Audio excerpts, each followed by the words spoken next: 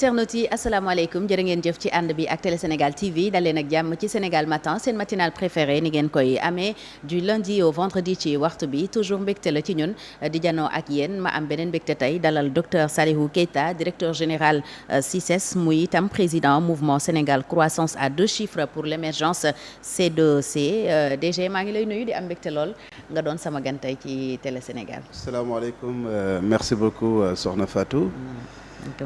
ni nga ko waxee Salihou Keita docteur Salihou Keita di am mbégte rek ñëw wuy si la si émission bu am solo bi nga xam ne ni sénégalais yi ñu ngi koy bàyyi xel. jërëjëf. di nuyu képp kuy sénégalais nekk fii si réew mi ak bitim réew. maa ngi nuyu ñëpp di ziare ñëpp. jërëjëf alors ñu ngi lay gërëm yow itam ci wuy si bi ak disponibilité bi ndax xam nañ ne yëf yi xat na waaye itam yitte yi bari na alors dañuy tàmbale xëy na loo xam ne mooy actualité bu la concerné en quelque sorte dinañu ñëw ci peut-être doxalin wi ci kilifa yi jël mais tong-tong bi ñuy dégg ci suufu réew mi. yow ban jàngat nga ci def wax nañu Mbourkat wax nañu la nouvelle ville de Thiès Corniche Ouest bi ban gis-gis nga ci am en tant que sénégalais ak acteur leader politique bi nga doon. waaw en tant que sénégalais tey li may wax daal mooy d'abord di rafetlu taxawaayu le président de la République Bassirou Diomaye. bi nga xam ne nii sénégalais yi à hauteur de 54% ñoo ko fal donc yaakaar bi sénégalais yi am si moom dafa rëy lool. kon Bassirou Diomaye Faye en tant que acteur politique li ma gëm mooy tout ce qui est calcul politicien naka teg à côté mu xool li nga xam ne ni askan bi loolu la ñu bëgg mu dox ci loola. xam nga tey la question du foncier il faut que ñu organiser ko. ñu organiser ko. parce que mënuma comprendre tey lu toll ni président de la république sénégalais yi fal ko moom président de la république mu war a rendre compte waaye liggéey bi moom kese mënu ko def il faut que mu déléguer ay pouvoir yow président de la république déléguer le pouvoir pour que nga sàmm le bien public loo xam ne ni ñëpp a ko bokk waaye sàmmuloo ko de yaa ngi lijjanti sa bopp. ku def loolu. di lijjanti ñi nga xam ne ni da nga ànd ak ñoom di lijjanti ñi nga xam ne ni say mbokk lañ et cetera il faut que ça cesse. ku def loolu. man duma tudd kenn mais sénégalais yi fi nekk boo xoolee ci état di doxee. service yi nga xam ne ni tey ñoo gérer question foncier boobu ci biir administration bi problème bi foofu la. kon président de la République Bassirou Diomaye bi nga xam ne ni il est un inspecteur des impôts et domaines xam na lu bari ci domaine foncier. bala muy ñëw sax lu bari balaa muy ñëw xam na ko kon bu yegsee en tout cas taxawaay bi mu am. ni mu commencé doxalee ci wàllum foncier. man Salihou Keita ànd naa ci. te dinaa ko ci jàppale. wax ne nañu arrêté déjà tous les travaux ci corniche bi. Mbourkat tam il a fait le déplacement. waaw bu corniche bi sax du ma ci sori. parce que boobu dafa am loo xam ne dafa bokk ci question d'actualité muy l'emploi. ci corniche bi. parce que corniche boobu ñu bari dañ leen jox foofu ñu investir foofu di créer ay de la richesse di créer ay emploi dëgg la. donc président boobu na ko na dem ak ndànk gérer ko ba nga xam ni état du Sénégal du ci ñàkk ba nga xam ne askan bi lu ñu soxla ci géej bi daanaka ñu mën ko ci am. parce que côté boobu dañu war a nekk boobu di féexlu mais buñ ci defee yenn investissement yi loo xam ne amal na askan bi njariñ war nañ ko mën a bàyyi foofu ndax askan bi. waaye Mbourkat tong-tong bi fa am c'est pas normal. ay woy politique lañ ay doomu aadama parce que tu es proche du chef de l'État parce que dañ la dénk loo xam ne ñëpp a ko bokk mais nga am si sañ-sañ mais xoolooti sa ngor ay 600 parcelles ñu jox ko nit ay 50 hectares ñu jox du n'importe quoi. kon yow cautionné woo loolu. non mënuma ko cautionné parce que dama gëm ni tey man damay dee man kese ak sama bàmmeel la lu tax tey buñ ma dénkee ndombal tànk ma jël ko di def naka su dul noonu. c'est pas normal pour yow loolu am foofu yëpp président de la république yëg na ko. waaw yëg na lépp parce que fii président de la république dara ump ko. il est censé être en tout cas le plus informé. donc je pense que la question du foncier li fi jot a am si régime bi passé yaakaar naa ne régime bii muy le président Bassirou Diomaye Faye nekk inspecteur des impôts et domaines muy le premier ministre Ousmane Sonko mu nekk inspecteur des impôts et domaines ngir yàlla yonent bi nañ ñu gérer la question du foncier. La diaspora sénégalaise mais ñu ngi rey seen bopp mais bëgg nañu ñibbisi bëgg nañu kër mais bu ñu leen mënul jox terrain mais ça pose problème. mais yow est-ce que yëgoon nga loolu amoon Mbourkat ak nouvelle ville de Thiès. mais yàgg nañ ko dégg. fekk boobu yéen a ngi ci au pouvoir. non yàgg nañ ko dégg. ok xam nga nekk au pouvoir alors que amoo si benn sañ-sañ amul sens. d'accord nekk au pouvoir amoo si sañ-sañ da ngay dégg da ngay gis mais amoo si dara. moo tax mën na la képp ku ñu dénk ndombal tànk moo tax la reddition des comptes la nañu duut baaraam foofu. ci la ñu jëm ci reddition des comptes la ñu jëm mais est-ce que kon on peut imputer tout cela au président Macky Sall. est-ce qu'on peut se permettre de dire il est derrière tout ça parce que man dalal naa fi ku toog ni ma yenn séddoo yi Dakar gii la ñu ko validé et c'est lui-même qui a signé c'est à vérifier. gis nga tey jii moo tax le président Bassirou Diomaye dañ ko war a alerter pour que yàlla dimbali ko autour de lui mu am des personnes intègres.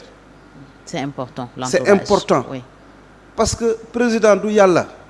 waaw du yonent bi il peut pas être partout waaye yow mii mu dénk bàyyi sénégalais 18 millions de sénégalais mu jël la mu jox la décret xam nga lan mooy décret. tu incarnes l'image du président de la république. bu ñu la defalee décret tu incarnes l'image du président de la république. d'abord fi nga dëkk fi ngay yeewoo nga war fa nekk modèle. ku la jëppi sanctionner le président de la république. kon moom président de la république ñii def tong-tong boobu yëpp luñ fa def moom moo koy gàddu. te yow jàpp nga ne yëg na ko. non tax mën su ko yëgee sa responsabilité est engagée. et sa responsabilité est engagée. ok kon man affaire foncier en tant que DG même du CICES mën naa si wax lu bëri. loolu bokk na parce que je me dis y avait des bandits qui étaient là. ñi ne woon ci nguur gi. di taxaw di wax ni président di mbubboo trafic d'influence. ñooñu ñan naan président de la république jaaree foofu jël loo xam ne askan bi ñoo ko moom man du ma tudd kenn.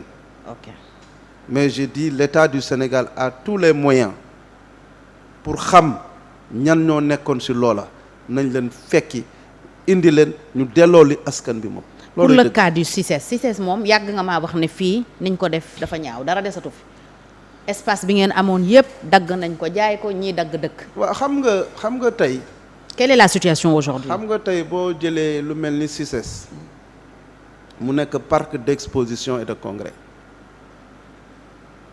nekk la seule structure étatique boo xam ne dafa nekk dans l'événementiel économique. Au départ, c'était 107 hectares. Au départ. En 1974. Ok. loo xam ne ni le président de la République Léopold Sédar Senghor mu amoon une très belle vision waaye dama ne xalaatam vision boobu ñun sunu génération waruñu ko trahir loolu tax Senghor indi fa lu mel noonu waaye le président Abdoulaye Wade a été très mal conseillé ñu jël CICES daggati ko def ay lotissement à usage d'habitation tey on est à 30 hectares. moo des. moo fa des ci 107 hectares ya 107 hectares. 30. te gis nga quand tu es dans l'événementiel économique. Le parking fait partie de l'offre. Oui. ñun on voyage dañuy dem xool yeneen dëkk xool naka lay doxee mais ñoom li ñuy def lu tax ñun mënuñu ko def suñu réew. On parle de Dubaï Expo, on parle de Qatar Expo, mais ñun suñu Dakar Expo muy la foire internationale de Dakar bu ñu am complexe teg fa suñu baaraam promouvoir ko loolu tax tey encore une fois je salue les bonnes dispositions du président Diomaye mooy une croissance endogène, un développement endogène porté par les Sénégalais, par le secteur privé sénégalais. L'expertise est là mais ñu ñëw gëmloo président Abdoulaye Wade loo xam ne amul mu dagg ko te waxtu bu may wax ak yow ni il y a de nouveaux lotissements yoo xam ne defar nañ ko ba pare te bu ma nekkutoon à la tête du CICES daggat nañ ko encore di def lu leen neex. loolu kañ lañ ko bëggoon dagg. mais ça fait même pas 3 ans. donc sous le régime du président Macky Sall. mais bien sûr kon tong-tong bi dafa continuer foofu. xam nga bëgguma ñuy tong Macky Sall. oui non je veux en fait dama bëgg ñu waxtaan rek cadre yëf yi. parce que émission lañ nekk. oui quand je dis ça fait même pas 3 ans. oui loolu junj na po. c'est clair oui. donc c'est très clair. d'accord donc man nekkuma fi di wax Massamba wala Mademba. ok li may wax mooy sénégalais la Sénégal moo ma ñor. d'accord les hommes passent l'institution demeure. le Sénégal reste. alors le Sénégal reste. oui kon tey man on m'a fait des propositions ñëwal DG on te donne 4 parcelles. parce que alxuraanu karim j'ai refusé. fun lañ ko naroon jox. mais CICES lañ bëggoon dagg. ok defaat leneen j'ai refusé. ñu bëggoon yow nga valider loolu. mais du ma ko valider. ok bon je suis jeune j'ai un plan de carrière devant moi te tey samay njaboot samay nawle lañu am na loo xam ne du ma ko def. dëgg la te gëm naa ne dinaa faatu man kese dinaa nekk sama bàmmeel te lu tax may def yenn pour lal parce que on t'a mis là-bas tu veux faire ce que tu veux bien vrai que njiit dafa métti amul lu ma deful lu baax pour redresser encore le CICES mais yàlla ñëpp ànduñu ak moom di nga gis koo xam ne daf may xalab mais parce que ils savent pas mais ñëwal à l'intérieur du CICES un opérateur économique qui a un bail là-bas comment il a fait pour avoir un bail ci biir CICES à l'intérieur l'assiette foncière du CICES mais c'est avec la complicité de l'administration. oui. mais tey j'ai pris un avocat pour l'attaquer et je vais avoir gain de cause parce que li mu moom liñ ko jox moomu ko. Saliou Keita moomu ko sénégalais yi ñoo ko moom naka delloo sénégalais yi di ñëw foofu di am fu ñuy parquer seen oto te loolu mooy dëgg kon di wax rek loolu aussi dinaa si gërëm le président Macky Sall. parce que bu fi nekkutoon def nañ ko ndaxte moom moo ma waxoon ni que personne ne touche un seul mètre carré à usage d'habitation. d'accord kon moom loolu. d'accord aussi cautionné wu ko ok c'est bon. donc c'est pour cela ma wax ni Macky Sall la nit ku baax la. ok nit ku baax la waaye malheureusement il était entouré par des gens yoo xam ne ni par rapport aux fonciers ce sont des prédateurs fonciers ñooñu nag lépp luñ ci def. mu nekk lu bon Macky Sall moo koy capitaliser et c'est ça le résultat. te bu ko moo tax bu ñu la nekkee kilifa da nga war a ubbi sa bët mën nga sax ubbi sa bët nga jàpp ne Saliou Keita il est bon il est intègre waaye bu duggee le pouvoir rend fou. le pouvoir rend fou. rend absolument fou. am na ñoo xam ne bu ñu gisee pouvoir rek commencé am salaire bu baax am oto yu baax am téléphone.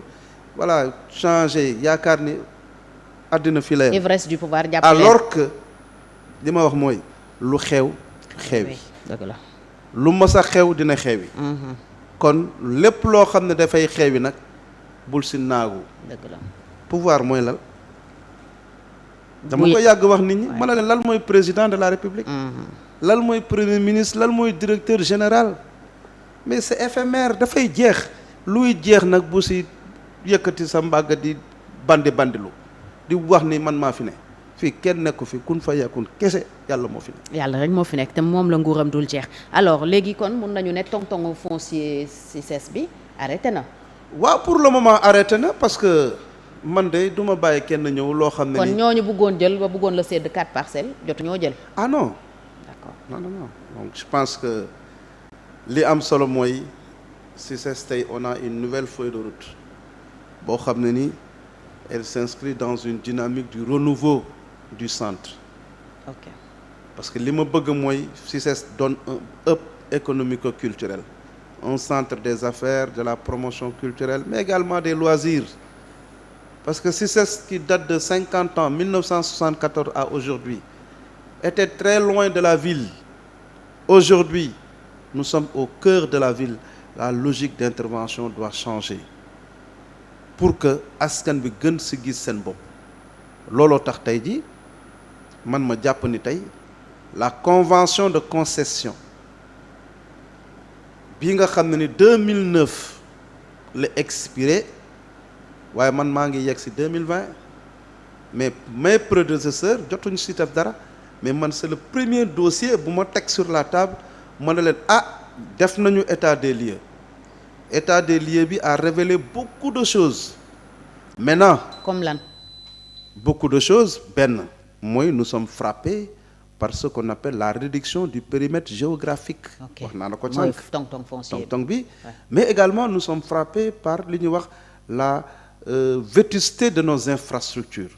Tey boo nekkee dans l'événementiel économique, tu as besoin d'infrastructures modernes, d'infrastructures de qualité.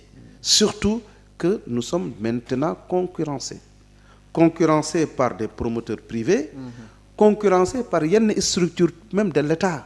Parce que tey lépp luy organisation, coordination de salons, de foires, de manifestations commerciales fii ci Sénégal et à l'étranger amul beneen structure de l'État bu ko war a def ku dul CICES. CICES c'est le contenant. ñun ñooy créer événement bi. képp ku bëgg a organiser dara da ngay ñëw ci CICES mu jàppale la créer événement bi après yeneen structures yi ne defal fa le contenu. État dafa am nu muy doxee mais bu fekkee chacun veut travailler d'une façon éparse ku nekk dem fële je ne suis pas d'accord parce que les deniers publics on doit les rationaliser. sakkanal ko loolu am na solo kon tey taxawaay bi ñu bëgg mooy la convention de concession waxuma ñu renouveler ko de mais nañ ko réviser ko pour sécuriser le foncier. bu ñu sécuriser le foncier waa impôt et domaine dootuñu mën a def seen yenn affaires yi l'administration du mën a def yenn affaires yi parce que c'est toujours la complicité de quelqu'un qui est dans l'administration sinon yooyu mënta nekk. Bien sûr. Donc bu boobaa bu ñu ko sécuriser ñun avec lu ñuy wax le partenariat public-privé on peut mobiliser des ressources additionnelles pour tabaxaat CICES. Tey on parle de CICES transport, on parle de CICES hébergement, on parle de CICES restauration. Yooyu yëpp ay offre la parce que bu ñu waxee ni tey delloo CICES fi mu nekkoon mu nekk un centre boo xam ne mais également la promotion de l'activité phare muy FIDAK la foire. Foire boobu bu jotee mais ñu ci bari viennent de l'étranger. On reçoit plus de 30 nationalités y compris le Sénégal. Mais nationalités yooyu aéroport la ñuy ñëw ils vont séjourner au Sénégal. Donc ils vont exprimer des besoins. Ñun dañu jàpp ne pour chaque besoin exprimé par l'exposant qui vient de l'étranger ñun war nañu proposer benn offre de service. Loolu tax on travaille avec le secteur privé. Tey boo jëlee la composition du conseil d'administration du CICES secteur privé administration. Maintenant le secteur privé lu tax ñuy nekk suñu conseil d'administration c'est parce que ñun lecture boobu lu ñu war a am mooy ñii ñoo war a ñëw def les investissements pour que mu mën a nekk. CICES transport on travaille avec des privés sénégalais pour déplacement sunu clients yi. CICES hébergement les hôtels qui sont autour du CICES ñu ngi leen di jël ñu ngi liggéey ak ñoom mais ñun war nañu am suñu propre hôtel à l'intérieur foncier bi loolu la doon njëriñ. Ok. ak parking bi. D'accord. Mais malheureusement la vision de Senghor est en train d'être trahie. Lu tax ay calcul partisan way kii sama non il y a plus de calcul partisan il faut que ñu doon ay sénégalais ñu am ay expertise boo xam ne pointu pour que lii sénégalais yi moom dénk ko le président mu jox ko ñi nga xam ne mën nañ ko jàppale ci liggéey bi ndax askan bi kontaan. loolu rek moo am solo. c'est important loolu mais bu ma la déggee dafa mel ni yaa ngi am feuille de route boo xam ne yaa ngi koy dérouler y a un nouveau régime commencé nañu ay nomination yaakaaroo ñu teg fa ku bees. bon non moi j'ai pas ce souci très franchement j'ai pas de souci li ma gëm mooy on est dans l'administration moi je suis un fonctionnaire de l'État. Les hommes passent l'institution demeure. Moi, je suis prêt à rendre le tablier même demain. D'accord. Je suis à l'aise. Mais teewul ba tey yaa ngi déroulé. Non, je continue. Moi, je fais comme s'il y a rien du tout. L'État, c'est la continuité. La nouvelle autorité, les nouvelles autorités, elles ont une feuille de route. Moi, le projet. Et ce projet-là, boo xoolee axe yëpp lire nañ ko xam nañ ko et notre devoir, c'est d'aider le président Bassirou Diomaye Faye ñu matérialiser sa vision. Tey moo tax le ministre Serigne Gueye Diop bi nga xam ne ni c'est la tutelle technique du CICES mu nekk le ministre de l'industrie et du commerce il a compris parce qu'on a discuté tey je lui ai dit par rapport à cette feuille de route là ñun on a envie de délocaliser une activité du CICES maanaam les salons spécialisés sur le pétrole sur le gaz etc. Mais loolu ñi nga xam ne dañuy ñëw la cible mënoo leen indi CICES fii parce que on est frappé par la vétusté des infrastructures. Diamniadio lañ ko mën a yóbbu foofu avec le parc des expositions de Diamniadio ñu mën a organiser yooyu wax naa ko ba sonn yuuxu naa ko fu ne wax naa ko fu ne mais faale wuñu ma mais boo demee le parc des expositions de Diamniadio mais kan moo koy gérer personne ne sait kon c'est pour te dire que nekkoon ci système te faale wuñu la woon parce que tout simplement nii nga ko jàppee man nii rek laa koy jàppee ku bëgg ñu ànd ku bëggul nga def neneen en tout cas quand il s'agit de travailler moi je n'ai pas d'amis li may xool mooy intérêt sénégalais yi ak kii nga xam ne moo ma fa teg mu mériter sa confiance tey jii c'est le président Bassirou Diomaye Faye moo ma fa teg parce que c'est lui qui signe les décrets. président te moo la fa bàyyi ba mu ñëwee ba tey. mu ne ma ne mu ngi la fa bàyyi ba mu ñëwee ba tey. waaw mais c'est comme ça yàlla moo ma fa bàyyi. ok kenn bàyyi ma fa yàlla moo ma fa bàyyi. d'accord donc fu la fa yàlla bàyyi nag liggéeyal ngir yàlla tax c'est tout. noonu ngay doxee mais su ma la déggee aussi yow pare nga pour gunge leen ci seen projet bi. donc nekkuloo ci ay calcul politique wala ay appartenance. je n'ai jamais été dans des calculs politiques. ok Saliou Keita ku ko xam ne je n'ai jamais été sur des calculs politiques. mais je suis quelqu'un boo xam ne ni loyauté dans tout. man président Macky Sall am na fu ma jaar ak moom tey laa koy gën a gërëm tey laa koy gën a sant parce que yàlla ak moom ma capitaliser assez d'expérience dans l'administration kon tey dama koy sant ñaanal ko waaye comme je me la ko waxee les hommes passent l'institution demeure. Bassirou Diomaye Faye est là c'est lui le président de la République man je suis un fonctionnaire de l'État je suis docteur en marché public je n'ai pas de complexe tey ànd ak Bassirou Diomaye Faye jàppale ko ci liggéey bi askanu Sénégal kontaan mais loolu moo am solo mais bu yàlla waxee ne sama wërsëg day jeex ci CICES kenn mënu ci dara damay dem feneen. c'est clair. parce que dund naa avant CICES nekk DG oui. dund naa te dinaa dund après CICES. donc c'est pas la fin du monde. donc lii am solo mooy nañu xam suñu bopp ba pare te man xam naa sama bopp. lii des daal mooy góorgóorlu Sénégalais yi bañ ma jéppi. c'est l'essentiel. donc bokkoo ci opposition bi tey. man gëwuma sax ay opposition. ah oui. aujourd'hui on doit s'opposer mais de façon républicaine. tey j'ai toujours été quand même de ceux qui pensent qu'il fallait aller vers ce qu'on appelle une alternance générationnelle. bokk naa si ñu ko théoriser. mais alternance générationnelle tey bokkuma si ñii liggéey pour que Bassirou Diomaye Faye nekk au pouvoir. parce que j'avais mon candidat c'était Amadou Ba. c'est ça la vérité j'avais mon candidat moom laa gëmoon. mais tey ñëpp gis nañu ce qui s'est passé mais loolu yëpp c'est derrière nous loo xam ne c'est derrière nous mais comme je te dis man la seule personne tey jii Amadou Ba après ces élections même il n'a même pas pris son téléphone pour appeler les gens pour les remercier mais ça aussi c'est pas mal. te yow mun naa ko seede bokk nga ci ñi nga xam ne. ñoo ko njëkk a jàppale. dama ne maa njëkk a taxaw. au Sénégal yaa doon mouvement. nee naa waaw gis nga dama ne Sénégal yëpp maa njëkk a taxaw wax ni Amadou Ba pour une raison sociale. oui. c'est lui le candidat de Benno mais nit ñëw na sama bureau ne pourquoi tu parles de ça attends que mu leer nga wax. à la limite dafa meloon ni sax yéen da ngeen doon défier le président Macky Sall. pour Amadou Ba non du ma man sama kilifa du ma ko mës a défier. Ok. je ne le ferai jamais. muy ministre muy premier ministre. samay mais ragaloo woon féete daal. non non non je peux ragal a féete ñàkk wërsëg. parce que maa ngi la doon gis ci ragal a journaux féete yi maa ñàkk ngi doon wërsëg. gis say activité politique. ragal a féete ñàkk wërsëg. ok li ma gëmoon def naa ko de A à Z. da nga frustré ci le fait que peut-être il n'est pas revenu même pour dire merci. non mais le mot merci est une valeur cardinale c'est important nit bu la defalee jëlal sa tel nga ne ko merci. te yow jàpp nga ne ni nga ko waroon jàppalee yépp def nga ko. mais j'ai tout fait moo tax ma ne la je suis un homme libre. D'accord. man kenn nenu ma ginaaru kenn nenu ma je suis un homme libre par conviction nag lay demee te li ma def fi aussi question de contexte la contexte bi moo ko laajoon def naa ko te kenn jëppiwu ma si kon tey wax naa la ni bokk naa si ñuy théoriser l'alternance générationnelle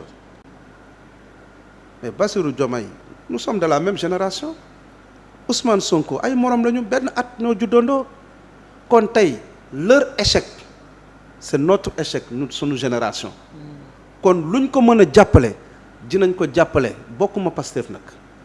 yaa ngi bokk il faut mu leer yaa ngi bokk APR ba tey non dañuy waxtaan rek bokk APR aujourd'hui déggoo ma ne damaa jël sama yoonu bopp. da nga jël sa yoonu bopp. jël naa sama yoonu bopp te Sénégalais yi dinañ ko gis te du yàgg. xanaa mooy sa mouvement bi Sénégal croissance à 2 chiffres. pour non l'émergence. Sénégal croissance à 2 chiffres pour l'émergence dinaa si ñëw mais bàyyi ma yeggali boobu rek. d'accord dinaa si ñëw mais je suis acteur politique te maa ngi Sangalkam. d'accord l'engagement politique est local balaa Sénégalais yi di wax ni da ngaa baax ñi nga dëkkal nañ ko wax ba pare. balaa Sénégalais yi di wax ni mën nga liggéey ñi nga dëkkal nañ ko wax ba pare te l'engagement politique du fi nga juddoo du fi nga yeroo waaye fi nga yeewoo tey maa ngi yeewoo Sangalkam di sant waa Sangalkam di gërëm waa Sangalkam damaa ñëw ñu yaatal ma góor ak jigéen mag ak ndaw yëkkati ma li ma am ma bokk ko ak ñoom kon tey ba ma defee une analyse situationnelle damaa jàpp ni damaa war a jël sama yoonu bopp jamono yi sama yoonu bopp laa jël topp ma ginnaaw kenn. lan moo la motiver ba nga jël sa yoonu bopp. mais li ma motiver mooy tey jii li samay morom capable war naa ko mën a capable. mooy téye sama yëfu bopp ànd ak ñi nga xam ne ni tey Sénégal ñoo ko téye ñu ànd ñun ñëpp ñu liggéey ko. kon yow da nga nekk ci tànku taxawal sa mouvement wala sa parti ñëw dolleeku ci ñi fi nekk tey di jiite ànd ak ñoom liggéey. Sénégal dama ni dinaa am sama mouvement. ok mouvement boo xam ne ni day nekk au centre. d'accord lu fi gouvernement bi def loo xam ne lu baax la man may yëre sama tama. di tëgg.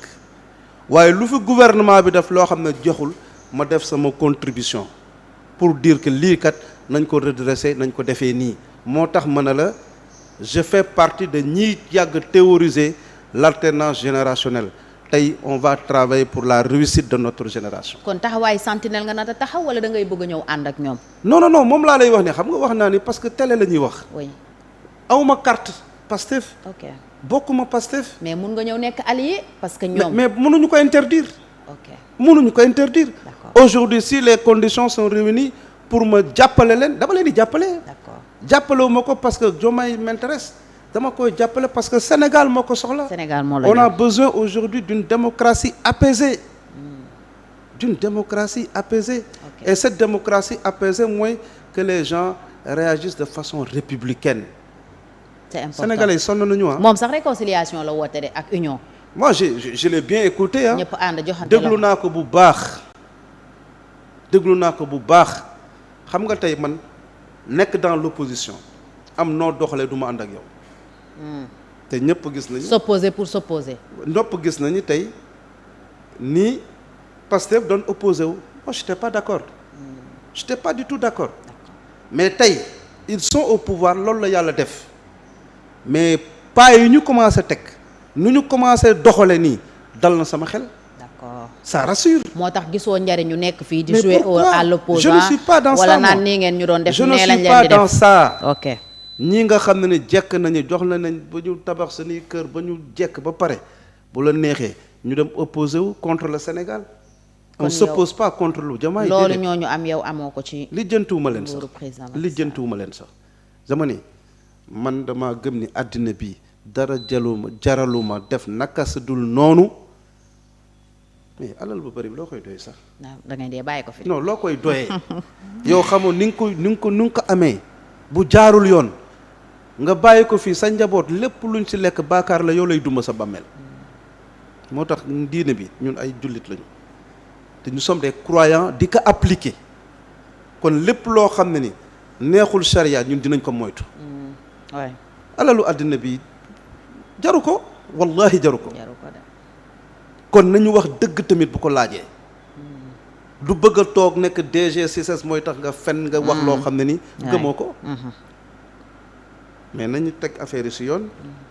di nga def émission sax nit ñi commencé di la wax voilà dem na ëpp transhumé na affaire waxu caaxaan yooyu. je ne suis pas dans ces choses là. li ma gëm mooy le Sénégal est au-dessus de tout le monde. Les hommes passent, l'institution demeure.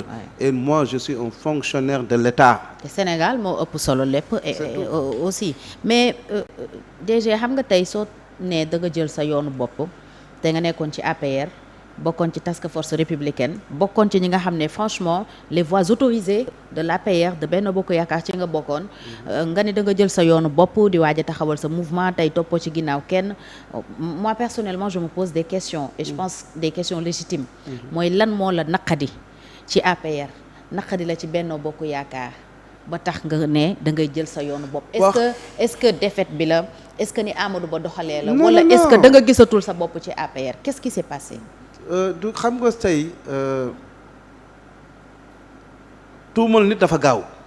dëgg la.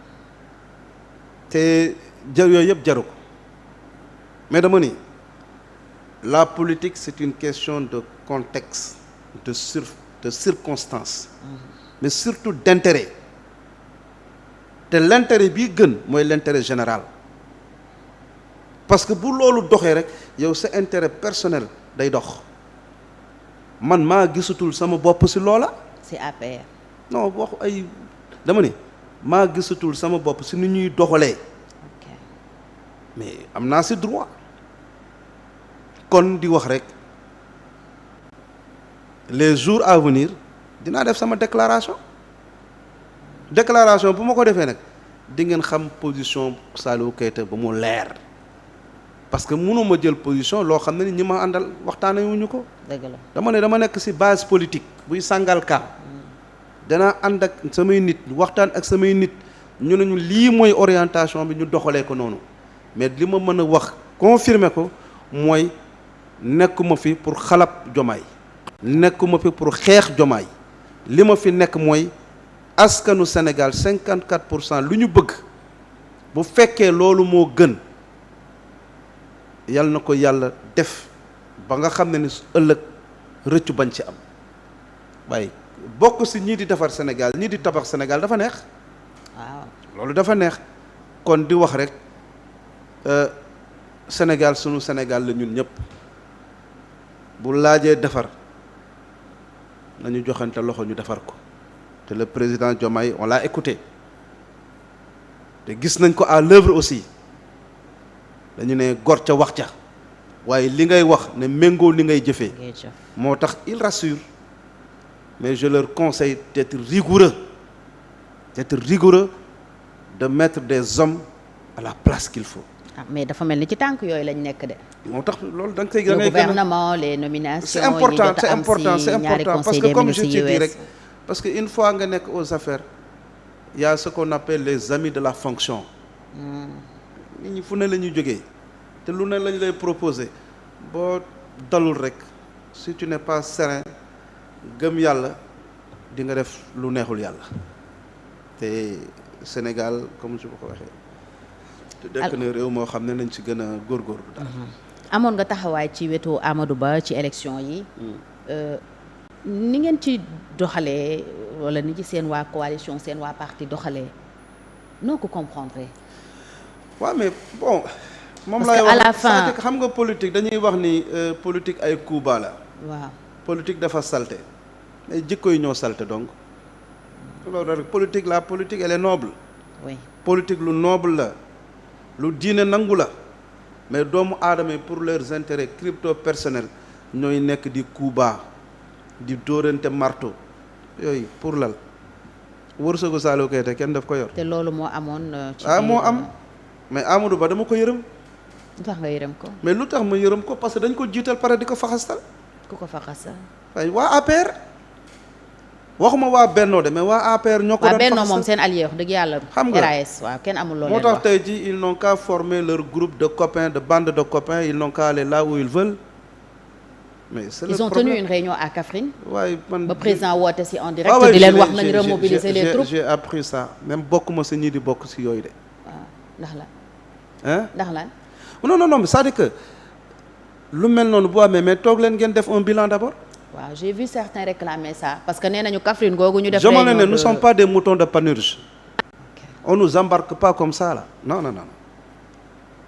C'est un projet on a déroulé.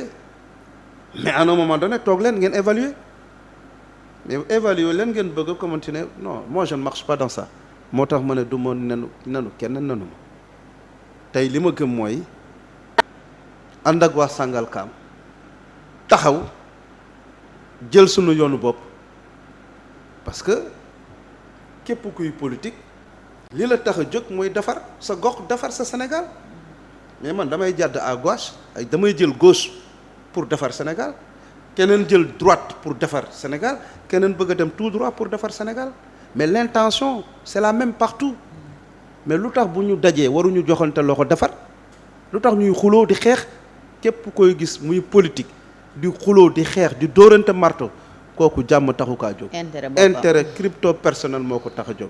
c'est pour cela j'ai dit man am na fu ma jaar je sais que j'ai de l'expertise. mais li ma am pour njëriñu Sénégal mooy sama intention mais yàlla lu mu dogal man nangu ko mais dina jàppale kii fa nekk moo tax ma leeral ni bokkuma Pastef mais am naa droit jàppale leen aussi. ok waaw loolu moom sañ nga ko. am naa droit jàppale leen aussi. sa droit c'est comme ni ñuy waxee c'est votre droit le plus maintenant absolu. les gens ñiy taxaw naan woy voilà DG. dama ragaloo ko la wax da ngaa transhumé. non man dama dul transhumé sax. ok mu leer. mais pare naa pour jàppale leen jël naa sama yoonu bopp am sama mouvement bopp am sama parti bopp mais je suis ambitieux. fi mu ne yàgg APR gasi. non dama ne. ni ko Pël yi waxee dama ne wax junju doy na boromam. am naa droit am sama parti bopp am sama mouvement bopp jël sama yoonu bopp lépp lu ma jàpp ne mooy defar Sénégal ma nekk si loola. ok loolu de sañ nga ko man du ma mës a bokk si ñii di xeex ñii di yàq. dëgg la boobaa de sénégalais sax xëy na ñoo lay mere. parce que ñoom ñoo tànn. ki leen neex teg ko fi mais wax nga ne Amadou Ba depuis lors déggoo ko est-ce que président Macky Sall depuis mu dem dégg nga ko ak ni mu demee am na ñu jàpp ne xëy na joxul waa APR ak ñi mu àndaloon gëdd gi mu leen waroon jox mooy tàggatoo ak ñoom dénk leen wax leen li mu leen di wax. xam nga yooyu yëpp di ko waxtaane sax te amul solo. on a pris acte point barre on a pris acte. C'est ça qui est l'essentiel. Il est parti comme ça kon yéen amul. mais Sénégalais yi gis nañ naka la demee aussi. mais peut-être am na dans les coulisses. non man yooyu xawma ko tu sais man yàlla bind na ma lu tax ma am liberté de ton d'expression mooy du ma coggu kenn. les leaders politiques là xaw ma sax seen kër wallahi xaw ma seen kër je ne les fréquente même pas la seule chose qui m'intéresse mooy poste bi ma yor. ma war a am sama temps di ko liggéey je viens à l'heure et je rentre à l'heure waa CICES ñu ngi may dégg. nee nga ma yaa fay njëkk yaa fay. je viens à l'heure et je rentre à l'heure je suis un fonctionnaire de l'État. kon yow jubal bi j'étais enseignant. ñoom Diomaye dañ la cee fekk lettre bi ñu yónnee fonctionnaire yi. non du ma xaar ay Diomaye wala Ousmane Sonko di wax on venait à l'heure non.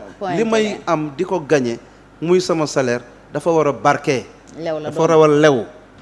je suis un fonctionnaire de l'État démarré ma carrière comme enseignant 8 heures laa doon xëy mais loolu moo nekk ci man te loolu laa gëm tamit 8 heures laay xëy 17 heures laay pare bu 17 heures tollu du ma génn sama bureau mais su ma amee réunion am leneen lu may def dama koy defi mais du ma bàyyi sama bureau di dem ay ngénte di bàyyi sama bureau di dem ay mariage je parle avec les gens du CICES ñu may dégg donc nekkuma si yooyu kon pour te dire rek man je suis quitte avec ma conscience donc voilà. léegi da nga fas yéene jël sa yoonu. wax naa ko ba sonn nag de. sa yoonu bopp.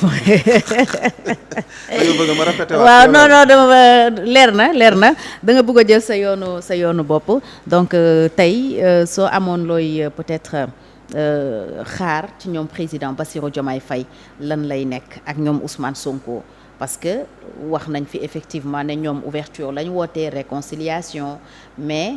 On a vécu l'expérience avec APR par exemple bi ñuy doog a nekk au pouvoir ñi bëggoon a ñëw di leen jàppale si gis nañu niñ doxalee ak ñoom dañoo siis loolu xam nga Yérim sax wax na ko ku ñëw ñu dàq la waaw mais parce que man xam naa ci ndeysaan kilifa goo xam ne dama ko sax mujjee Yérim xam nga ndax dañ ko tuutal dama ne parce qu'ils n'ont rien compris looy dénk parce que pouvoir géej la pouvoir géej la ñëpp xaj nañ ci maintenant boo siisee yow mii nga xam ne ni yaa fa ne est-ce que am ngeen expertise bu pour doxal ko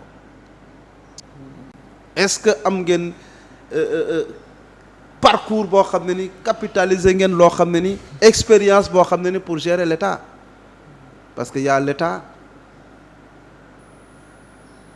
y a le pouvoir y a l'État y a le pouvoir la gestion de l'État mais le pouvoir c'est un parti et c'est le parti mooy porter l'État après moo tax ma ne la bu ñu la defaree les décrets yow mii ñu defal décret dugal sa biir néeg di nga gis say mbokk yi di tëgg di fecc kontaan parce que pour ñoom tekki nga xéewal bi ñëw na dem ñu naan la sa liggéeyu ndey allahu akbar mais yow dugal sa biir néeg nga tëju nga décortiquer sas bi xam ne ni ça tu dois incarner l'image du président là où tu habites dégg nga mën a la ku la jëppi am na ñoo xam ne tey ils ont sanctionné le président Macky Sall mais parce que fi ñu dëkk gox bi ñu dëkk am na leader politique boo xam ne bu rombee du leen nuyu vitre teintée buñ ko wooyee téléphone du leen faale.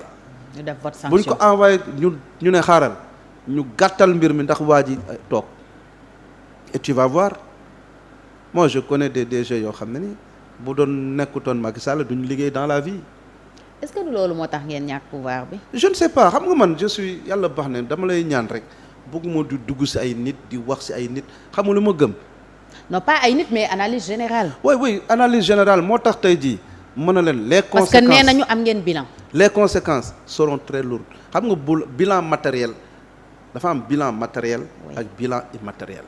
le bilan immatériel est moral. yaa ngi wax waxu foncier waxu gouvernance la justice tout ça.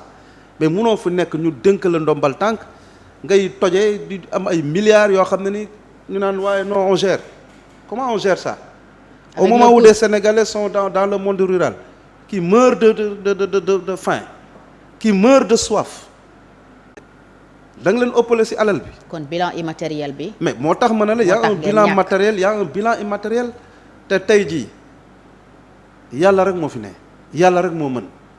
moo tax la défaite dama koy nangu accepter ko tey bu Amadou Ba jàlloon tey ñii nga xam ne ñu ngi leen di citer dans les rapports là di nga gis ñu bari ñuy continuer di ànd ak Amadou Ba mais yàlla nee na ko stop je sauve le Sénégal lecture boobu tamit am naa ko ci. lecture boobu nga ci am. looloo tax aujourd'hui mën na la man de Sénégal moo ma ñor. Sénégal la ñor kon yow looy wax ñoom Ousmane Sonko pour dellu si fi ñu nekkoon bu leen siis comme waa APR ni ñu doon siisee. non c'est-à-dire que bu ñu tëju doyloo seen bopp ouverture nañu def ouverture mais ñu xool bu baax fu ñuy teg seen tànk aussi. ñan la ñuy àndal. c'est-à-dire que mënoo def ouverture et puis tu reçois n'importe qui. ah oui politique nag boo koy def nag.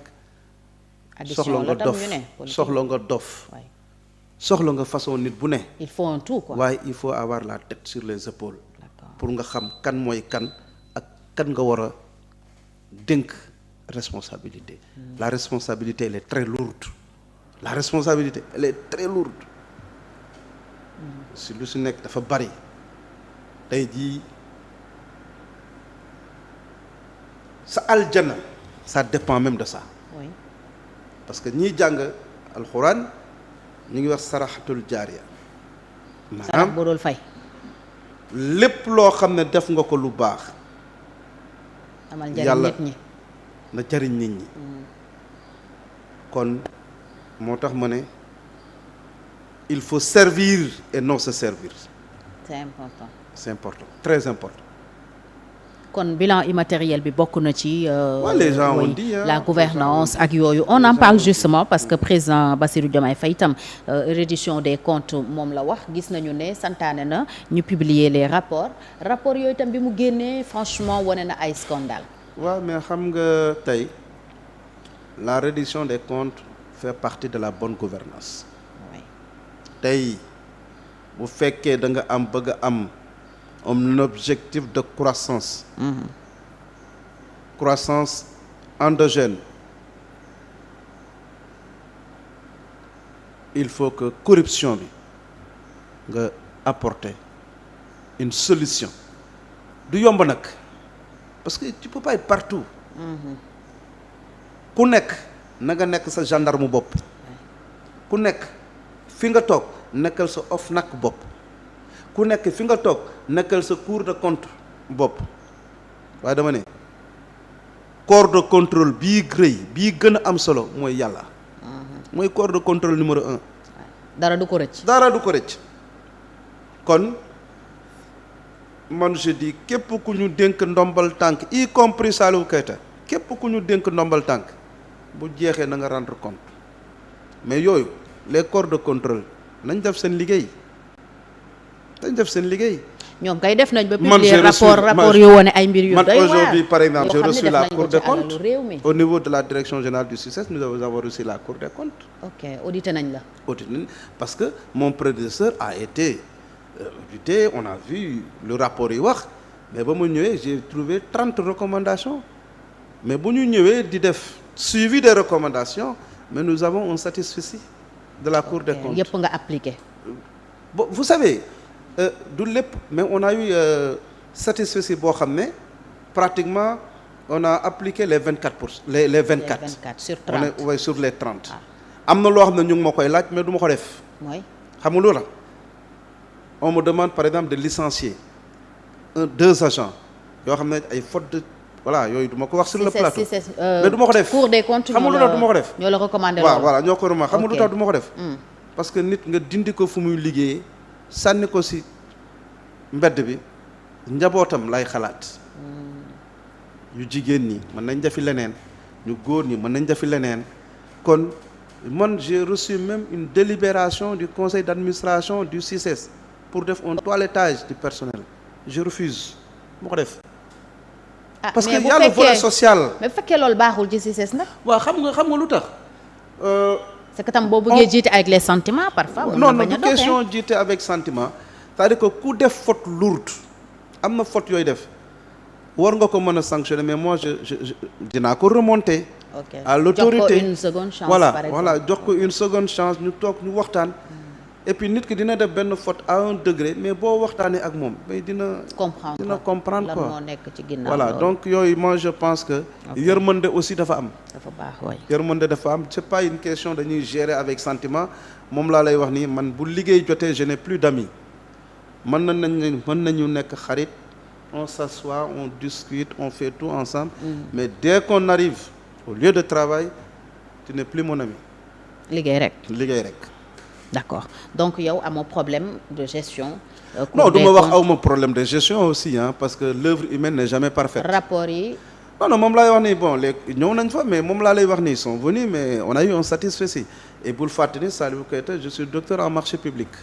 donc am na yenn erreurs yi doo ko def. dinaa moytu daal. dina moytu loo mën alors rapport itam wane na nag ñoo xam ne malheureusement meluñu ne yow parce que épinglé nañ leen ci ay vraiment manquements yoo xam ne dans la gouvernance yu doy waar qui laisse vraiment croire à des détournements de deniers publics il y en a d'ailleurs ba ñenn ñi sax di wax ne président dafa war a dem maintenant après la publication vers des poursuites d'accord nga ci loolu ñu topp ñi luubal yóbbu leen kaso xam nga loo xam ne moomoo ko ñëpp a ko bokk nga ne ko du ñeent sañ-sañ bi ngay am pour def naka su dul noonu sañ-sañ boobu la état war a am pour nga delloo lu ñëpp bokk moo tax ma ne la tey jii man quand je prends le cas du CICES damay remercier encore et je ne cesse de remercier mes collaborateurs parce que liggéey bi du yow rek yaa koy def. dëgg la say collaborateurs ñooy ànd ak yow. moo tax mu ne on a besoin de collaborateurs loyaux. intègres. moo tax ma koy ñaanal le président Bassirou Diomaye Faye. ñii mu jàpp ni ñii samay collaborateurs lañ nañu doon ay des collaborateurs intègres et loyaux postes yu ñuy occuper ñu bàyyi xel yaakaar bi Sénégal am si ñoom ñu bàyyi xel fan la ñu jóge ba yegg si ñu suturaal le président Macky Sall le président Bassirou Diomaye ñu rafetal. seen wërsëg yàllaa ko yor. yàllaa ko yor moi j'ai des amis yoo xam ne bu ñu ma waxee sax damay tiit ma ne mais ñii ils sont dans quel ndax la li ñu lay digal c'est pas bon waaye sa gars yi ñu fi nekkoon def nañ nii yow it xoolal mais je ne le ferai pas parce que gëm naa ni je serai un jour man kese si sama bàmmeel.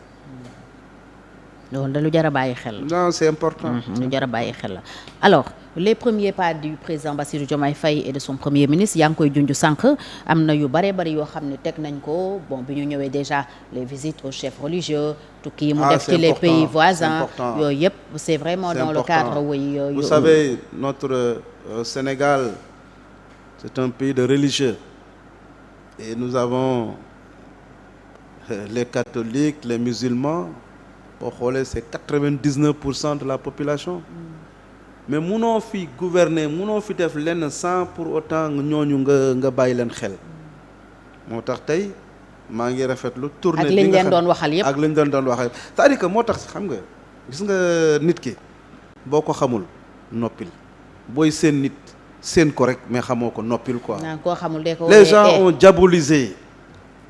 ils ont diabolisé. yow mosoo bokk ci yooyu mosoo ci ànd. non man dugal sama page Facebook. tu verras jamais ma bind benn yoon mosuma ko bind Ousmane Sonko. demal sama page te mosoo ànd ci action yooyu. non mosuma si ànd déggoo mën a leen on s'oppose mais de façon républicaine. nu mu gën a rafetee man loo xam ne nanguñu ñu ma koy def bugguma ko ma koy def. dëgg la mais dugal sama page Facebook vous êtes journaliste. mosuma def benn publication di wax ci Ousmane Sonko. man lenn moom moo tax ma ne la man damay ànd ak nit par loyauté. loyauté buy taxoon ma ànd ak Amadou Ba di ko jàppale loyauté boobu nekk naa ci de A à Z matal naa ko moom mot sëg pare naa ci kon lii am solo mooy nañu rafetal bañ a yàq il faut s'opposer de façon républicaine parce que état kenn du ko saam ci mbedd. état kenn du ko saam ci mbedd gis nga booy opposé wu de façon dans l'anarchie nga jël état nga saam ko ci mbedd bés bu ñu la ko dénkee di nga bëgg a delloowaat état fi mu nekk fekk yàq nga ko parce que ñi war a considérer état mooy le peuple. L'état c'est l'émanation du peuple mais bu fekkee tey jii peuple bi dem nañ ba weddi état faalewutuñu état di nga bëgg gouverner. da nga jàpp ne Sénégal foofu la toll. non j'ai pas dit ça. dañuy waxtaan moo tax ma ne la loolu sama gis-gis la moo tax ma jàpp ni ku nekk dans l'opposition. il faut que nga nekk un opposant républicain et Sénégal a besoin d'une opposition forte. opposition forte mooy tax le pouvoir en place bàyyi xel ci critiques yi di gën a ñoñal seeni liggéey. te loolu aussi am na solo. kon il faut qu'il y ait une opposition de toute façon la nouvelle opposition. il faut qu'il y ait une opposition on dit qu'aujourd'hui Amadou Ba. mais nee nañu waa APR ñoo waroon nekk la nouvelle opposition. non mais on dit que peut-être même chef de l'opposition. waaw mais tey jii bu ñu mais kenn gisatu leen kenn déggatu leen. waaw mais xëy na ñu ngi préparé wu. yow moom bokkoo ci. man teg maa bàyyi. dama la bàyyi parce que yow yaay sama gan tey yow moom opposition boobu nee nga bokkoo ci da ngay nar a taxaw def sa yoon. l'histoire nous édifiera. oui l'histoire nous édifiera comme ni nga ko waxee mais def nañu tam yeneen jéego ci wàllu mbay mi gis nañu augmenté nañu budget bi à 120 milliards. premier ministre Ousmane Sonko wax ne par exemple dañuy jéem a assainir parce que ay luubal tam da doon am ci engrais yeeg semence yi. waaw moo tax tey ma rafetlu la décision de la très bonne décision mooy nañu confier mbir yi à l'armée nationale sécurisation force de défense bien vrai que force de défense aussi ay sénégalais la ñu waaw mais li civil sañ a def homme de tenue sañu ko def. dëgg la. donc loolu aussi nañ ci bàyyi xel donc di rafetlu décision boobu. mais li am solo aussi mooy priorité bi nga xam ne jox nañ ko agriculture parce que tey bul fàtte ni. Au Sénégal dans la majorité bi on consomme des produits yi nga xam ne ni du fii lañ ko béyee dañuy consommer ay produits yu ñu war a importer tey mooy la question du foncier surtout au niveau rural. ñu gérer ko ba nga xam ne ñu jël affaire bi delloo ko les vrais paysans ñu dem vers ce qu'on appelle la promotion du consommé local ça c'est local. waaw tey de yaa ngi mel ni ñoom Ousmane Sonko. maa ngi mel ni Diomaye. waaw yaa ngi mel ni Diomaye. c'est normal. ñoom ngay kii daal. donc jàppale. la promotion du consommé local pour bañ a génn encore ce sujet boobu. dafa am solo c'est important oui.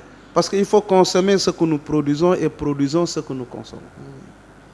Le président Bassirou Diomaye li mu wax un développement endogène moo tax may rafetlu l'implication du secteur privé. oui audience bi mu leen dalal. li mu njëkk a def mooy recevoir le secteur privé. parce que le secteur privé tey moo war a nekk le fer de lance de notre croissance économique.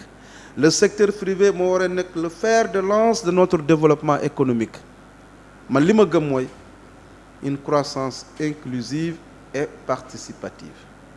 inclusive ñëpp ci bokk participative ñëpp ci bokk waaye ñëpp war a ressentir également la redistribution des fruits de la croissance. tey on parle d'emploi des jeunes mais l'emploi des jeunes mais c'est une question transversale. L'État n'a pas vocation pour créer des emplois mais l'État va créer les conditions pour faciliter l'insertion économique socio-économique des jeunes te loolu ça doit être porté par le secteur privé national. ma jàngat encore la situation rafetlu encore la démarche du président Bassirou Diomaye Faye. Nous avons connu ce qu'on appelle la pandémie Covid-19. Nous avons subi les conséquences de la crise ukrainienne. Tey jii préparons-nous à subir également les conséquences de la crise palestinien et cetera. moo tax ma wax ni le président Bassirou Diomaye Faye a compris pour dire que tey il faut que mu am un dispositif bu ñuy teg pour baisser pour diminuer la vulnérabilité du Sénégal face au choc exogène. mais surtout maanaam lépp lu xew bitim réew mu bañ a impacté à un certain niveau. à un certain niveau kon loolu bu amee mais mu ne nañu promouvoir le consommé local. la promotion du consommé local te loolu yëpp ça doit être un pari du secteur privé national. sécurité alimentaire sécurité alimentaire parce que bu ma waxee souveraineté économique. ça englobe tout. voilà ça englobe tout. loolu mooy et la souveraineté économique c'est le pari est porté par par le secteur privé national moo tax mu war a impliquer le secteur privé par rapport aux grands projets de l'État. les grands projets de l'État dans tous les secteurs tels que l'agriculture parce que agriculture tey avec la question de l'emploi des jeunes boo jëlee l'agriculture avec les sous-secteurs entre guillemets mooy pêche élevage etc. mais c'est des niches d'emploi. oui yu bari. c'est des niches d'emploi moo tax tey nañu sensibiliser gis nga la question de l'emploi des jeunes wax naa ni c'est transversal État am na un rôle à jouer. le secteur privé a un rôle à jouer. la société civile a un rôle à jouer. pour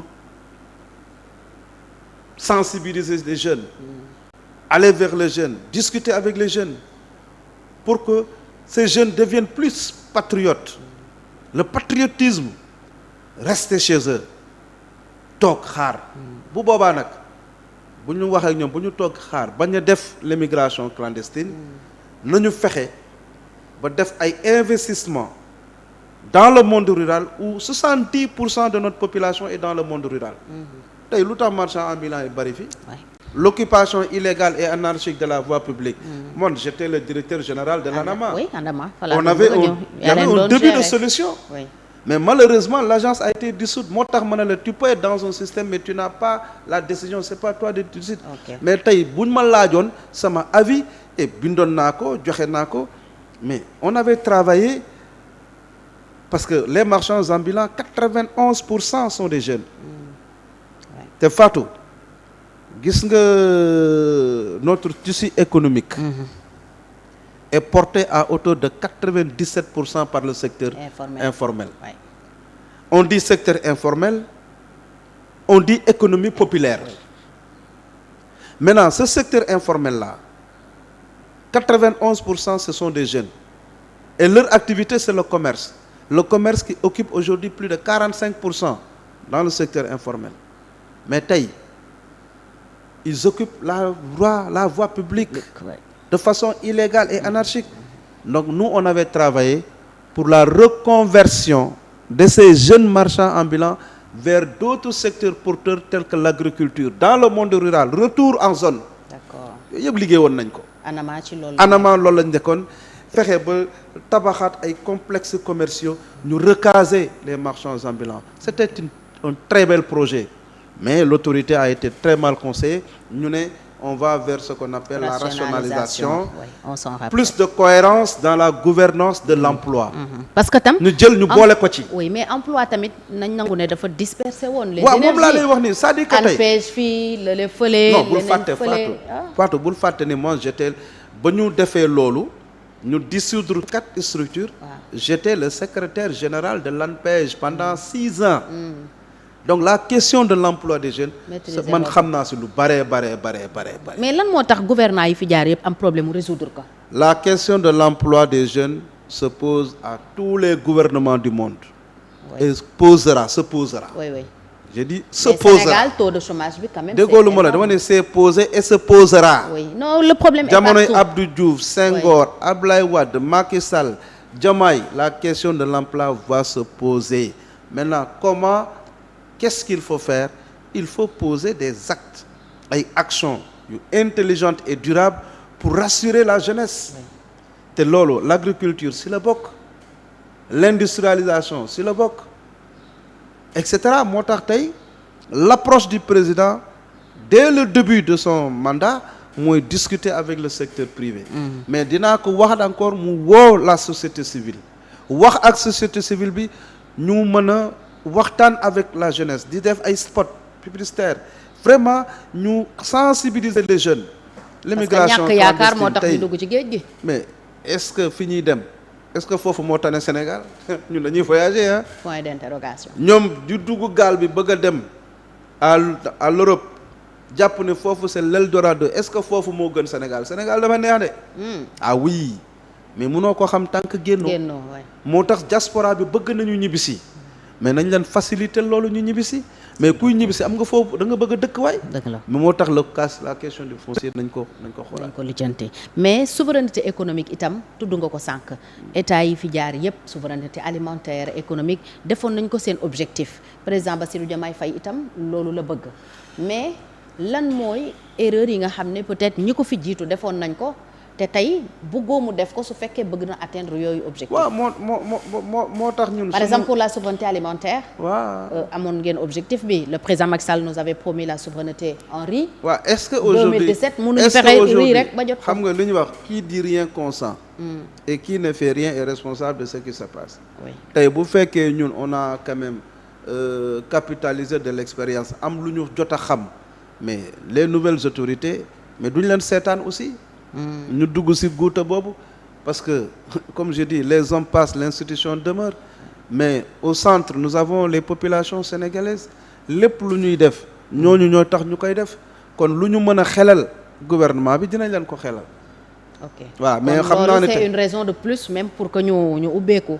waaw mais l'ouverture c'est normal un homme politique doit être ouvert.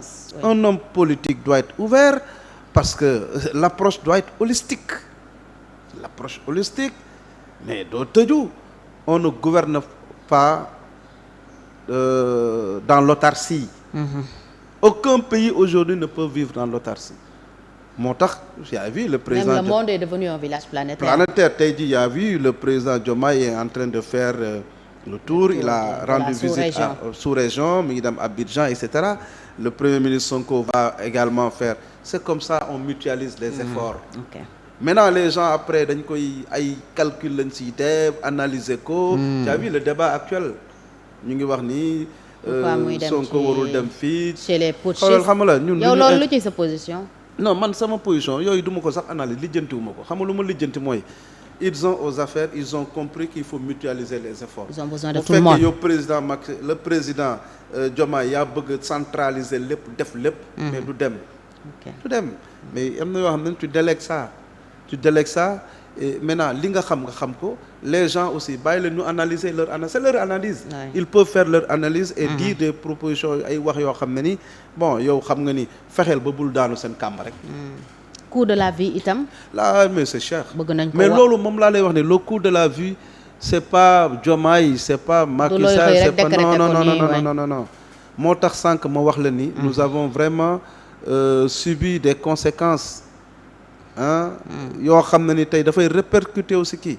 Il y a ce qu'on appelle l'importation importée am na loo xam ne bu xewee bitim réew yow nga doon dem foofu di jënd à 100 francs le kilo maintenant boo fa demee di ko jënd à 150 francs le kilo nga war a taxes yi aussi yokk mais loolu yëpp da nga koy sur prix de vente bi foofu nga koy dugal kan moo si sonn le consommateur moo tax aujourd'hui il y a l'association des consommateurs mais l'association des consommateurs quel que soit lu ñu mën a wax aussi le secteur privé aussi ñoom ils investissent moo tax l'État a compris pour que la manne financière muy le marché commande publique bi ñu jàppale encore le secteur privé mais war nañ dem vers ce qu'on appelle le dumping protéger nos entreprises jàppale leen ba nga xam ne ni dañuy solide pour mën a dem vers la concurrence parce que le secteur privé ils sont concurrencés dañu concurrencer nos secteurs privés parce que la commande publique est communautaire,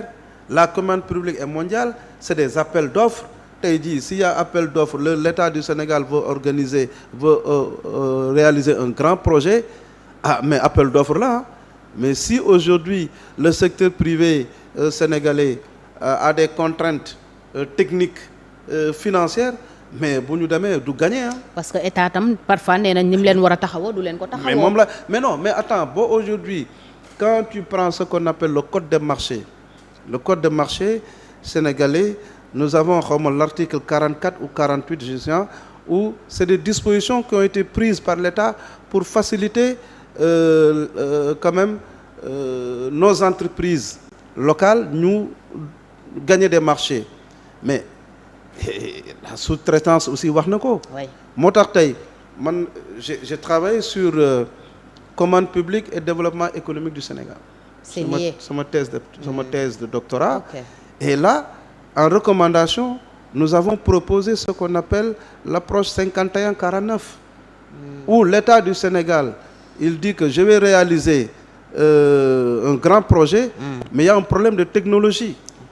mu ne maintenant vous l'Europe, vous avez la technologie, vous avez les moyens financiers, vous exécutez, mais à hauteur de 51%, les 49%, vous allez faire la sous-traitance pour permettre aux entreprises sénégalaises ñu am un transfert de compétences pour qu'après le retour ñoom ñu mën a continuer le projet, gérer le projet. Yooyu yëpp si on a fait des propositions dans ce sens-là. Est-ce que ñu ngi ko doon doxal? Est-ce que Sénégal mi ngi doon doxee noonu? waaw mais yooyu comme xam nga ñun sommes des chercheurs moom laa lay wax ni Saliou Keita je suis directeur général. mais soo nekkee président quand même war nga ko jox ay conseils. est-ce que conseiller woon nga leen ko est-ce que ñu ngi ko doon appliquer? non il vient d'arriver c'est-à-dire moom laa lay wax ni tey. non ñi fi nekkoon laay wax. non mais bien sûr man sama document de thèse j'ai donné ça à l'autorité. En guise vraiment de reconnaissance. Parce qu'ils m'ont aidé, ils m'ont mis à une position boo xam ne j'ai eu la possibilité de continuer mes études. Mais j'ai écrit, j'ai donné à l'autorité. Maintenant, c'est à eux de lire ça avec ces techniciens pour dire que voilà ce qu'on propose. Mais en tout cas, aujourd'hui, l'intention elle est bonne, mais les difficultés sont là. nañu jàppale le secteur privé dooleel leen et que le secteur privé aussi ñu dem en coalition. ñu ànd en coalition. C'est ça leur problème parce que ils ont des contraintes techniques, contraintes financières, mais surtout au plan financier bu ñu ko defee parce que l'autre jour j'ai écouté mon doyen Atepa. Oui. Club des investisseurs boo xam ne ce sont mes partenaires. Mais tey le secteur privé sénégalais mën na dem lëkkaloo avec le secteur privé burkinabé, Guinée, etc. pour ñu gën a am force et puis aller vers de l'avant. Donc yooyu yëpp donc am na solo, mais li am solo li tax ñu war a wax moo ñu war a rafetlu mooy tey la décision de l'autorité mooy ñu impliquer le secteur privé national pour un développement endogène avec une bonne création de richesses, création d'emplois, et que parce que boo jëlee tey jii la forme pyramidale de la population sénégalaise, nous avons une population juvénile, il n'y a que des jeunes. Nous avons une population féminine, que des femmes, et c'est les deux couches les plus vulnérables. Donc, sous nos approches de développement, les grands projets, on doit intégrer cette donne-là pour que les jeunes et les femmes nous fassent faciliter leur insertion socio-économique en faisant la promotion de l'entrepreneuriat des jeunes, en faisant la promotion de l'autonomisation des femmes. Lolo aussi, amna solo si on veut véritablement lutter contre la pauvreté et aller dans le monde rural, parce que la pauvreté est féminine, la pauvreté est juvénile. Xalé ñoy jël parce qu'ils sont pauvres. Femmes ñoy def naka su doon parce qu'elles sont pauvres. Maintenant, lutter contre la pauvreté, c'est d'abord lutter contre la corruption, ensuite aider des politiques pour aider des jeunes, pour aider des femmes. Toujours dans le chapitre yaa ngi xool waxtu wi rek xam naa yaa ngi bëgg a dellu bureau on termine bientôt parce que xam naa ne am nga ay yitte yeneen mais ci chapitre souveraineté économique soulevé woon nañ fi ñoom question monnaie locale monnaie boo xam ne Sénégal a koy moom pour aller vers le développement. Ça c'est un débat, je pense que c'est un débat économique et ça ne sera pas facile. Xam nga sànq yaa ngi may présenté comme Saliou Keita, président du mouvement CDC. Donc CDC, c'est croissance à 2 chiffres pour l'émergence. Voilà, donc ma abordé ko benn yoon. Donc CDC, c'est croissance à 2 chiffres pour l'émergence. Il faut dire que bañ koy mettre en place. Jamono yooyu on avait fait une analyse situationnelle au plan politique, au plan économique, pour dire que Sénégal est un pays de démocratie. Un pays de démocratie et tey les fondamentaux de l'émergence sont là. Maintenant, loolu aussi c'est toujours un débat. Moo tax tey 54% de la population ont sanctionné le régime parce que les fondamentaux de l'émergence, tu ne peux pas occulter la bonne gouvernance, la reddition des comptes, etc., etc. Donc le bilan matériel baax na, mais le bilan immatériel fait partie des fondamentaux quand même de l'émergence. Donc bu ñu ko waxtaanee nous avons connu 2 alternances pacifiques. Tey, on a connu 3 alternances pacifiques. Donc la question politique ne devrait pas se poser au Sénégal. La question qui devrait se poser, mooy comment gérer les urgences économiques et sociales. Moo tax notre référentiel de politique économique et sociale ñu war ko tegaat sur la table. Le gouvernement sortant parlait de PSE. Aujourd'hui, on parle du projet. Mais le PSE n'est pas mauvais 100%. Mais comme je vous dis, une réflexion est humaine. L'œuvre est humaine. Elle est imparfaite, oui. Donc, ñi nga xam ne ni ñoo liggéey le PSE, ñoom ñoo nekk dans l'administration. Donc, faire table rase, je ne suis pas d'accord. Kon rafetlu nga le fait que aussi faire table rase du PSE, je ne suis pas d'accord. Mais nañu jël PSE li fa baax, ñu jël le projet li fa baax, ñu boole ko mu nekk notre seul référentiel de politique économique et sociale. Les autorités ont compris, on va vers ça. Et donc mais pourtant ñu ngi leen siy critiquer nag naan projet bi parewul ay éléphant blanc la woon ndax ñoo ngi wéyal mais non parce que ñun PSE bi ba 2026. Fatou, 2012, quand le président Macky Sall arrivait au pouvoir, c'était le yoonu yokkute. Oui. Mu ñëw au pouvoir avec les réalités du pouvoir ñu réactualiser ko adapter ko indi le plan Sénégal émergent 4 ans après en 2014 donc c'est la même chose donc si on vient avec le projet mais moi je sais que le projet là n'est pas figé c'est quelque chose qui est dynamique avec le temps les réalités du pouvoir on va vers l'adaptation il faut l'adapter maintenant pour l'adapter mais on ne change pas la roue mais on prend ce qui est dans le PSE loo xam ne baax na PSE kenn moomu ko Sénégalais ñoom l'État c'est la continuité et ñu dugal ko parce que gis nga bu ñu la dénkee ndombal tànk da ngay souplesse faut être souple ouverture souplesse mais où est le problème waaye ñëw fii naan sama maintenant après bon boo duggee sur réseaux sociaux yi on parle du tout tu sais souvent même les réseaux sociaux quand tu les regardes trop mën nañ la dévier la jaxase sa bopp ngay xalaat loo xam ne amul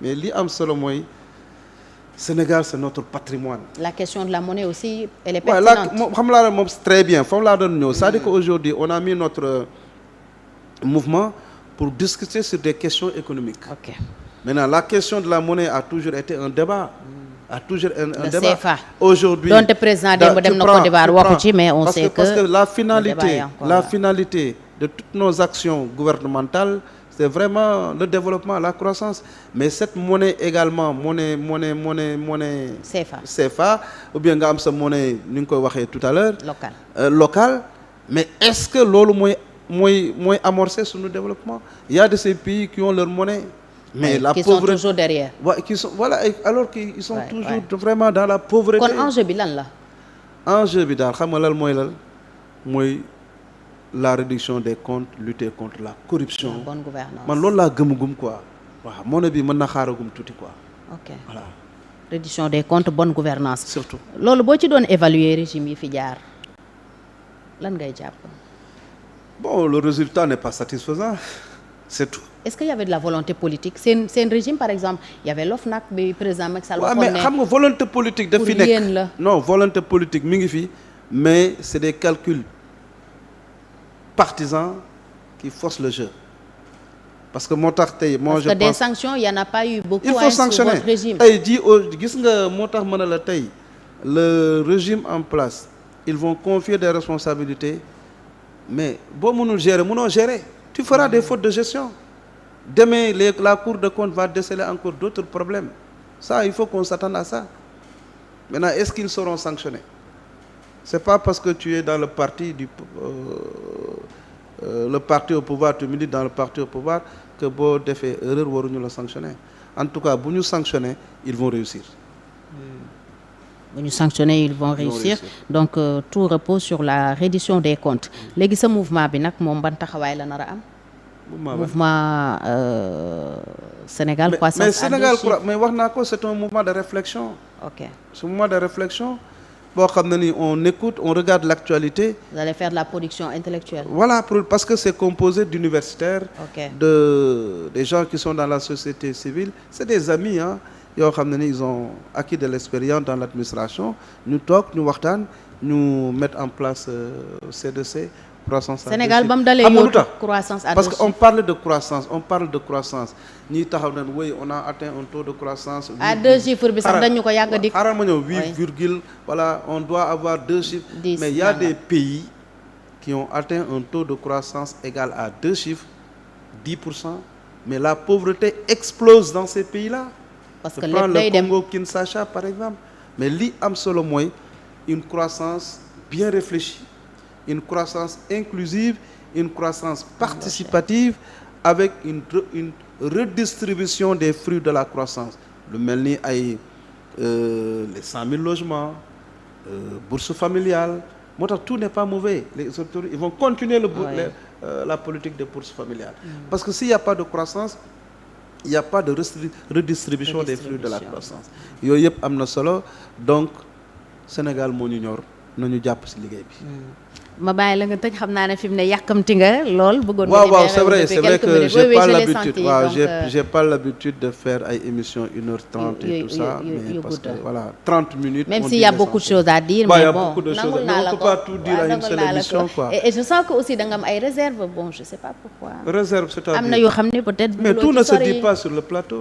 c'est normal moo tax ma ne la man les gens me disent mais comment tu parviens à faire de la politique parce que Sénégal léegi politique mooy del jébaane del fen del saay del déballage moi je suis pas dans ces choses-là li ma mais bëggoon naa am sa xalaat quand même ci ni président Macky Sall par exemple jeexalee nguur gi il a posé des actes yoo xam ne président Macky Sall maa ngi koy gërëm di ko sant beaucoup ne l'ont pas compris président Macky Sall loi d'amnistie bi par exemple waaw mais loolu on est là on observe parce que moom laa nay wax ne xam nga tey quand tu dis la bonne gouvernance la réduction des comptes et contre tout ce qui est amnistie parce que nit ñi mënuñu def seeni erreur ba pare def lu ñu leen neex ba pare mais demain on dit on met tout on efface tout mais tey je sais que mais il y a beaucoup de gens ils n'étaient pas d'accord mais ci loi d'amnistie bi waaw mais bouche bée quoi bouche bée donc loolu tax ma ne leen ci woon dara comme ni ngay wax rek soo nekkee fenn te amuloo le pouvoir voilà c'est ça décider ou de en tout cas di la remercier bu baax maa ngi lay gërëm man di wax ni c'était une très belle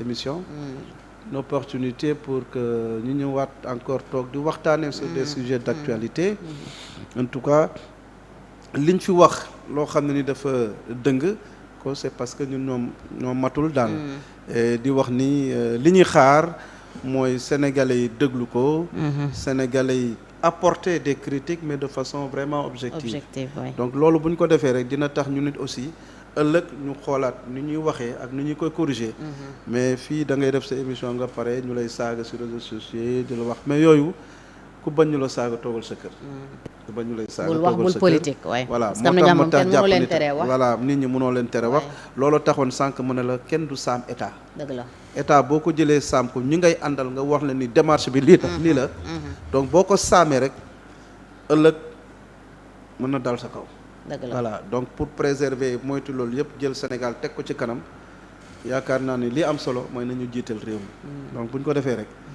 Sénégal dina jëm kanam dirigeants yi loo leen di conseiller waat loolu koy wax naa ko ci émission bi ñu bañ a naagu pour jeexalee ko ñu bañ a naagu le rappeler ñu bañ a naagu avoir la tête sur les épaules xam ne lu xew dina xewi nguur yombul c'est très difficile l'attente est très forte nañu góorgóorlu liggéey fàtte seen bopp et puis répondre aux attentes légitimes du grand public te loolu bu ñu ko defee rek parce que boo fekkee acteur politique nga yow xamoo nit ñi mais nit ñi xam nañ la ràññee nañ la boo génnee dinañ la joxoñ kii mooy Saliou Keita kon fépp foo nekk rek na nga bàyyi woy boobu te woy dafa am solo waaye dafa am solo parce que l'histoire retiendra effectivement donc loolu laa si bëggoon wax donc vraiment di ñaanal le président Bassirou Diomaye Diakhar Faye li nga xam ne ni c'est notre président en tant que sénégalais bu ñu ko diaboliser suñu bopp la ñuy diaboliser donc ñu ngi koy ñaanal yàlla defal ko jàmm jërëjëf maa ngi lay gërëm bu baax a baax